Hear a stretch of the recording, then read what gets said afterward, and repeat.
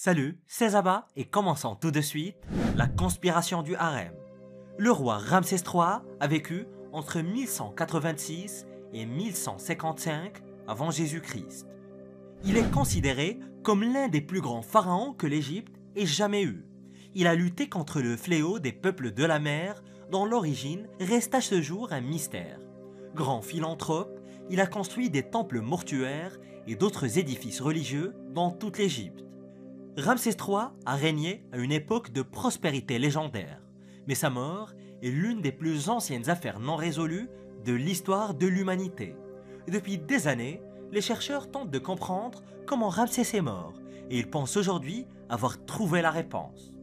On pense que l'un des plus grands pharaons de tous les temps a été victime de son propre harem. Un groupe de femmes du harem du roi en avait tellement assez d'être esclaves du roi qu'elles se sont rebellées contre lui.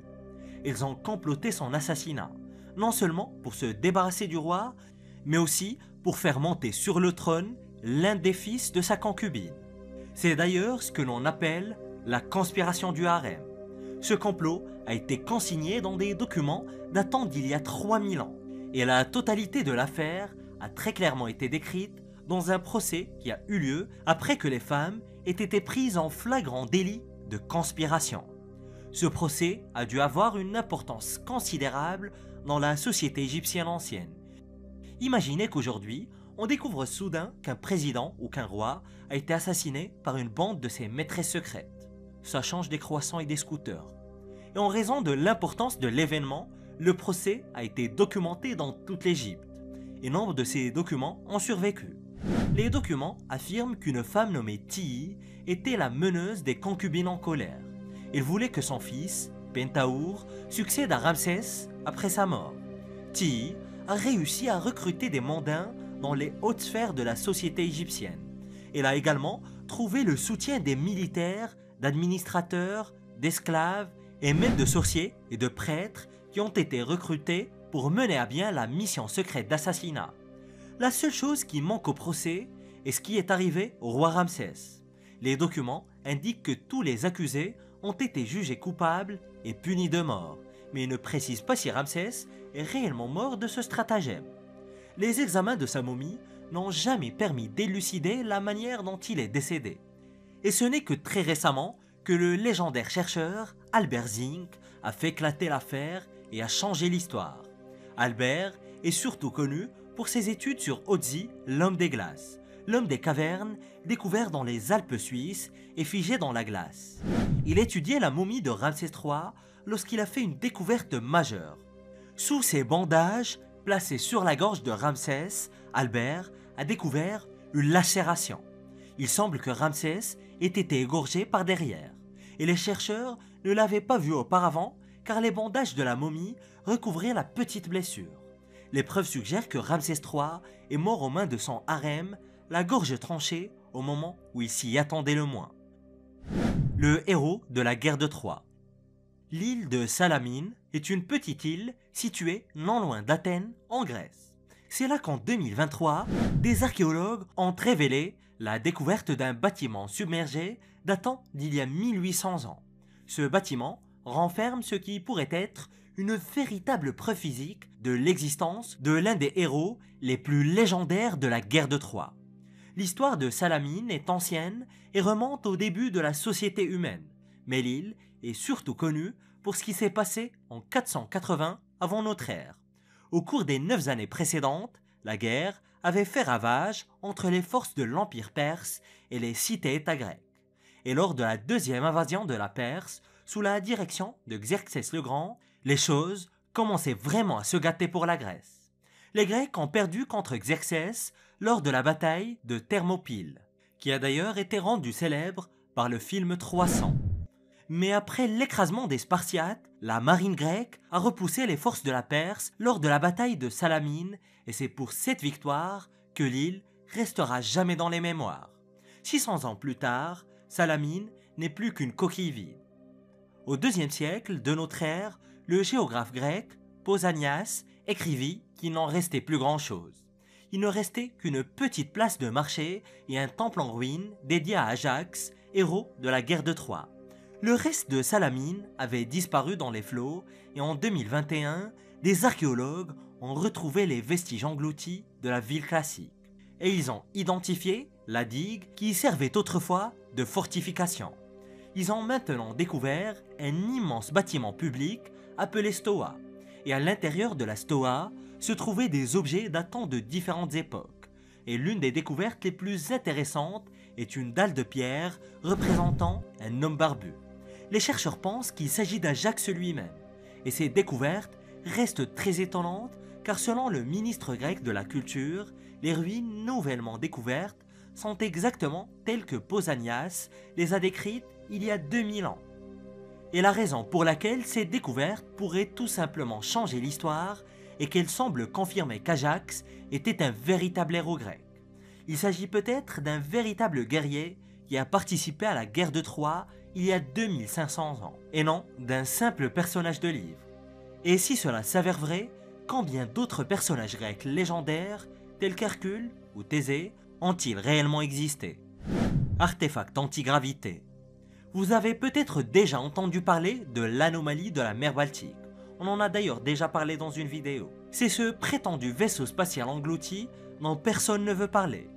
Mais vous n'êtes peut-être pas au courant de tous les faits troublants qui l'entourent. En 2011, une équipe suédoise à bord du navire Ocean X a capté une image sonar très inhabituelle au fond de la mer Baltique. Le sonar a révélé une formation aux formes plus que bizarres.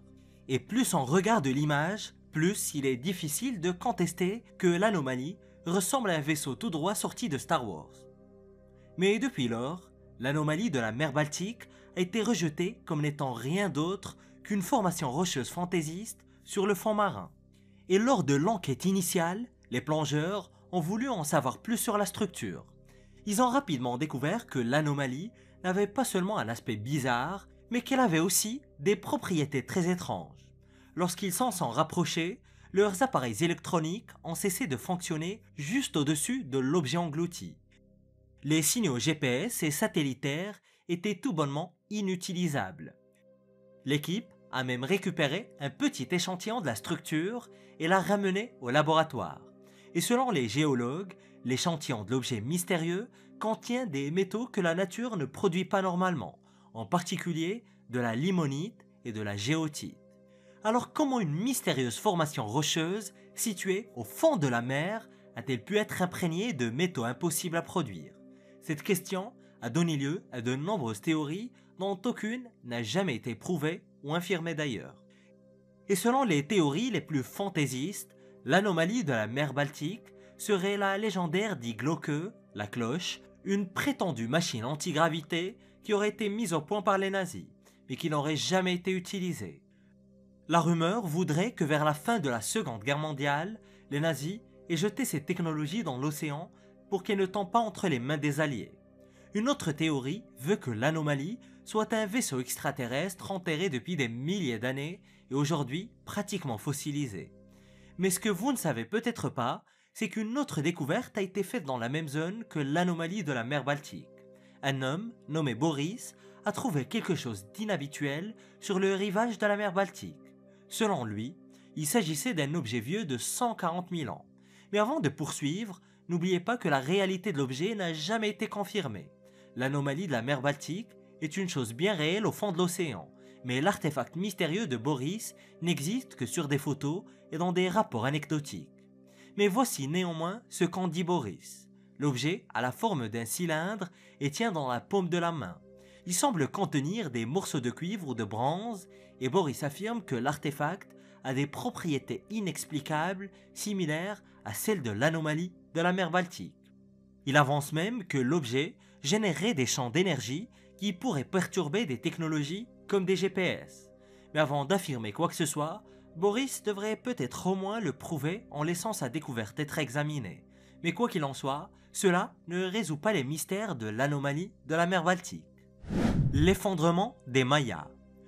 Au début de l'année 2018, des chercheurs ont découvert de nombreuses preuves de l'existence d'une ancienne cité maya qui était tout bonnement gigantesque et inconnue jusqu'alors dans les profondeurs de la jungle guatémaltèque. Avec cette nouvelle découverte, Les scientifiques pensent que la population maya de la région était en réalité plus importante de plusieurs millions de personnes que ce que les experts pensaient jusqu'à présent. Grâce à une technique de cartographie aérienne de pointe, LIDAR, une équipe d'archéologues américains, allemands et guatémaltèques a identifié environ 60 000 bâtiments, maisons, pyramides, structures de défense, champs de taille industrielle et canaux d'irrigation, tous recouverts d'un épais feuillage qui empêchait les archéologues de procéder à des fouilles traditionnelles. Les chercheurs ont déclaré que lorsque le LIDAR a découvert ces milliers de bâtiments cachés à la vue de tous, ils ont été un peu gênés parce qu'ils avaient marché dessus pendant tout ce temps sans s'en apercevoir. Il est possible que près de 10 millions de personnes aient vécu dans les vastes plaines mayas. Leur culture s'est épanouie entre 1000 avant Jésus-Christ et 900 après Jésus-Christ, et très peu de civilisations ont été capables de faire vivre autant de personnes en un même lieu. Il y avait donc 2 à 3 fois plus d'habitants que ce que l'on disait jusqu'ici, et le professeur d'anthropologie Marcelo Canuto a déclaré au Guardian: les images LIDAR montrent que les Mayas ont modifié le paysage bien plus que nous l'aurions imaginé, puisque 95% des terres disponibles ont été cultivées.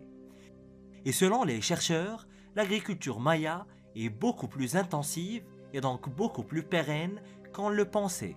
Les Mayas cultivaient chaque centimètre carré de terre. Même les zones partiellement inondées aujourd'hui sont largement considérées comme inutilisables pour l'agriculture, mais les Mayas drainaient les marécages pour rendre les terres utilisables. Les structures montrent que la société et sa main-d'œuvre étaient très organisées, probablement gérées par un gouvernement très puissant.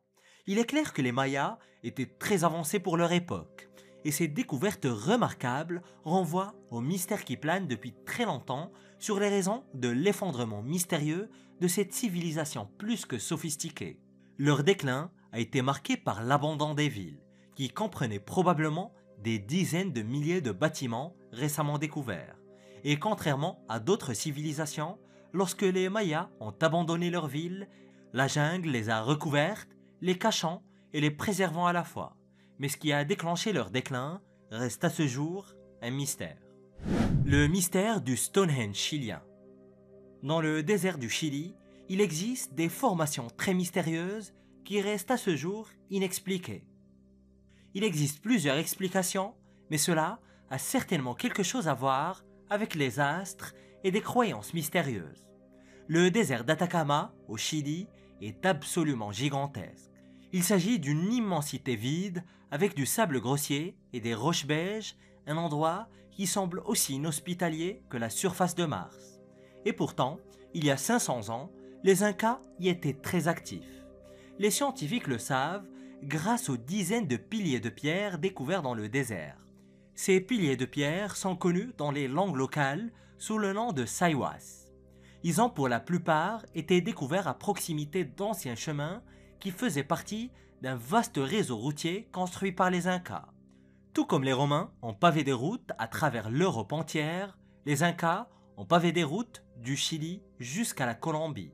C'est Cilia Saneza, du musée d'art précolombien du Chili, est l'une des personnes qui étudie les Saiwas. Et au cours des 20 dernières années, il a essayé de comprendre à quoi servaient les piliers de pierre. Certains pensent qu'ils servaient de repères ou de sortes de panneaux indicateurs, mais Cecilia n'y a jamais cru. Elle pense plutôt que les Saiwas avaient une fonction mystique. On pense que les piliers, qui ne sont plus que des blocs de pierre méconnaissables, étaient utilisés à des fins religieuses et astronomiques.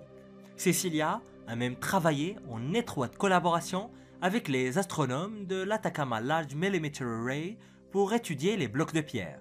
Ensemble, ils ont effectué des simulations et ont découvert quelque chose de choquant. Le Soleil, à des dates précises comme les solstices, s'aligne parfaitement avec les pierres.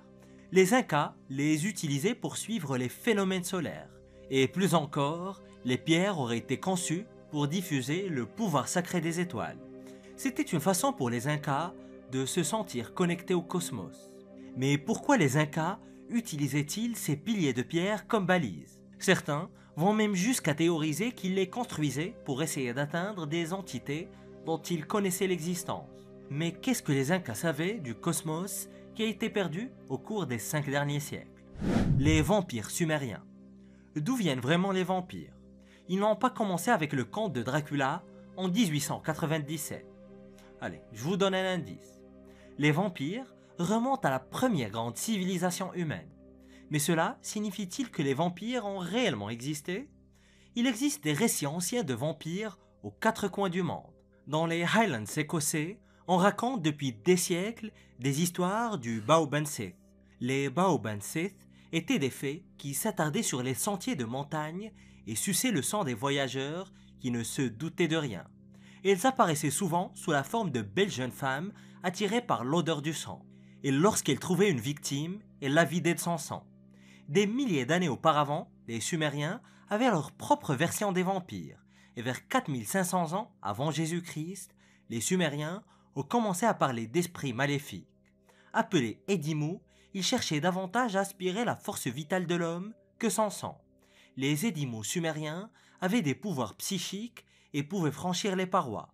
Ils envahissaient une maison, drainaient la force vitale de tout le monde, mais ne prélevaient le sang que du propriétaire, parce que c'était la personne la plus importante de la maison. Les Sumériens, les Assyriens et les Babyloniens et les autres cultures de la Mésopotamie étaient terrifiés par ces démons suceurs d'âme. Les archéologues ont découvert des talismans utilisés pour éloigner les esprits vampires. Comme quoi, de telles légendes existent depuis le début de la civilisation. Les fruits de mer et l'arche de Noé. Les archéologues pensent être sur le point de prouver que l'arche de Noé existait bel et bien, mais aussi de confirmer que l'arche s'est arrêtée au sommet d'une montagne en Turquie. Tout le monde connaît l'histoire de Noé et de son arche dans le livre de la Genèse. Noé et sa famille ont construit un énorme bateau pour sauver tous les animaux du monde d'un déluge planétaire. C'est la version la plus simple de l'histoire et elle est connue dans le monde entier. Mais il existe quelques autres détails qui ne sont pas vraiment connus de tous. Par exemple, la Genèse dit que l'arche s'est arrêtée sur le mont Ararat après 150 jours.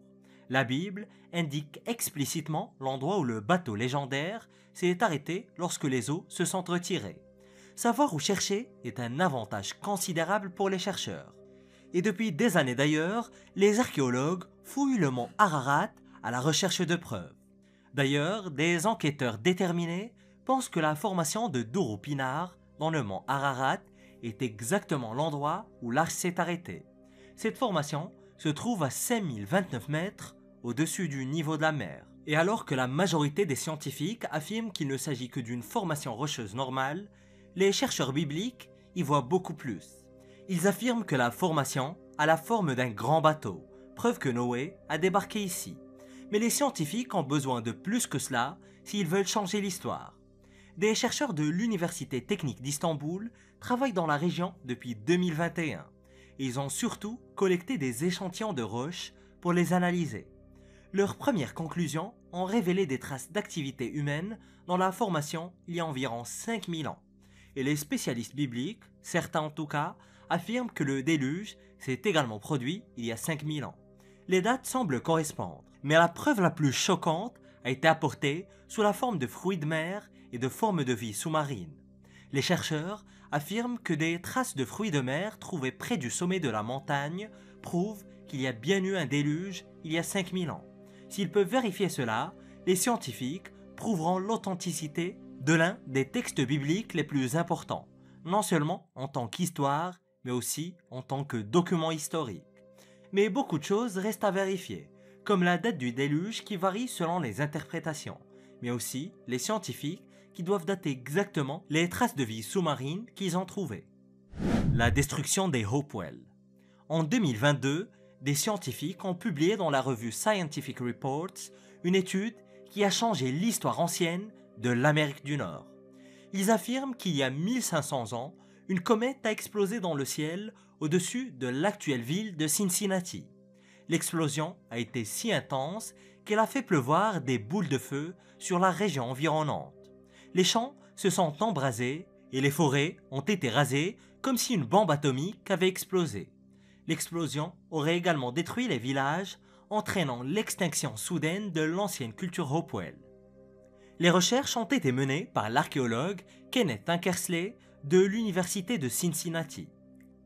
Il a affirmé avoir trouvé des preuves de l'explosion d'une comète sur 11 sites archéologiques des Hopewell. Il a trouvé des météorites et identifié des pics d'iridium et de platine. Tout indique que plusieurs villages ont été anéantis en même temps par une explosion cosmique. Mais cela s'est-il vraiment produit? D'autres scientifiques répondent par la négative. Des scientifiques comme le Dr Kevin C. Nolan de l'université Ball State, lui et d'autres spécialistes de la culture Hopewell affirment qu'il n'y a pas de preuves substantielles pour étayer l'affirmation d'une extinction par un météore. Le Dr Nolan est même allé jusqu'à dire qu'il n'y a aucune preuve d'explosion catastrophique. Il a essentiellement traité les autres chercheurs de menteurs. Alors qui a raison et qui a tort? La question la plus importante est peut-être la suivante. Qu'est-il réellement arrivé à la culture Hopewell? Les Hopewell ont construit de fantastiques ouvrages en terre dans toute la région de la vallée de l'Ohio. Ils ont prospéré pendant des siècles, bien avant l'arrivée des Européens, et ont fini par disparaître vers l'an 400 de notre ère. Et les scientifiques n'ont jamais été en mesure de comprendre ce qui est arrivé à ce peuple indigène. Et découvrent les pratiques grecques les plus choquantes qui étaient tout à fait normales pour l'époque en cliquant sur cette vidéo.